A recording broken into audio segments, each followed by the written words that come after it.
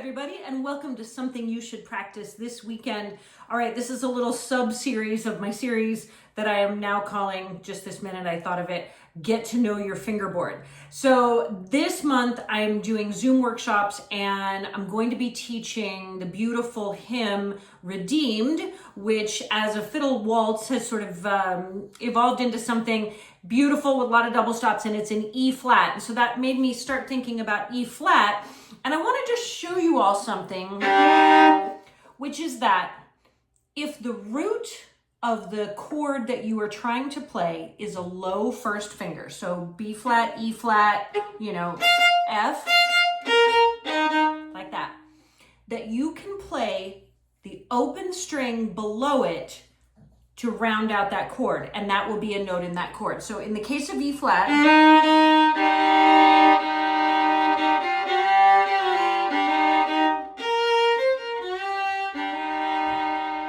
and you get a really nice droning string to go with that low first finger. Same thing with B flat, right?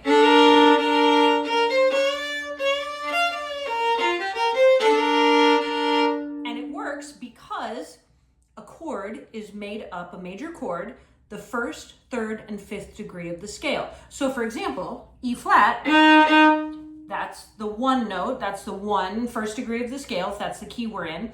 And then the next note in the chord would be G and then B flat. 1, 2, 3, 4, 5, 1, 3, 5, B, or E flat, G, B flat. So this note is G, right? So it would match and help make the E flat chord. So if you're working on something that is in any of those keys, F, B flat, or E flat,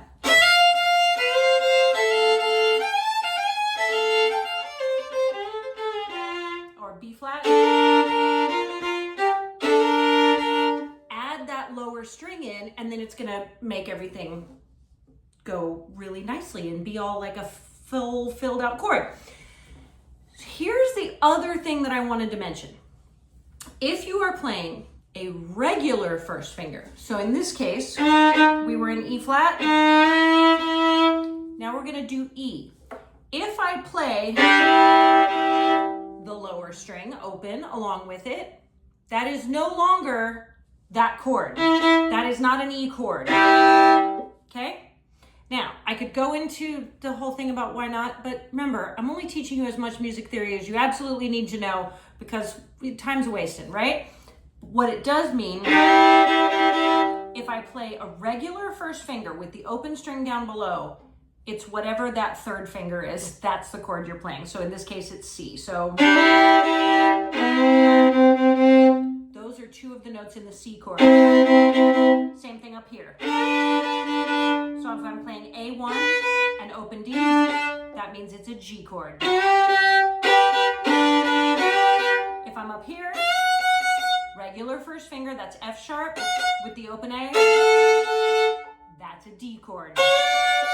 So, low first finger, open string below it, that is the chord that the first finger is playing. Whatever the low first finger is playing, that's the chord. Regular first finger with the open string down below, the third finger down below, that's the chord you're playing.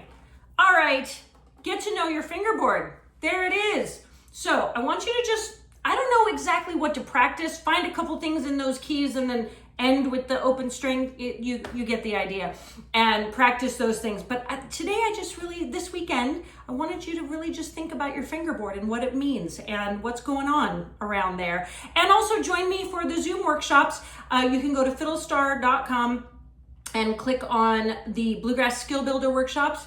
And the month of December 2024, we're gonna be working on Redeemed, and it's gonna be beautiful. I hope you're all having a wonderful weekend. Happy fiddling, everybody.